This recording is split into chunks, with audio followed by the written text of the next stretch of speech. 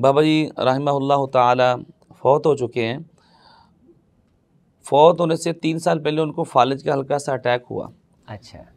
तो हज़रत कारी सैफुल्लाह साहब रियाज़ में थे, तो बाबा जी फरमाने लगे कि मुझे अटैक हुआ है, थोड़ा सा उनके ऊपर अटैक हुआ।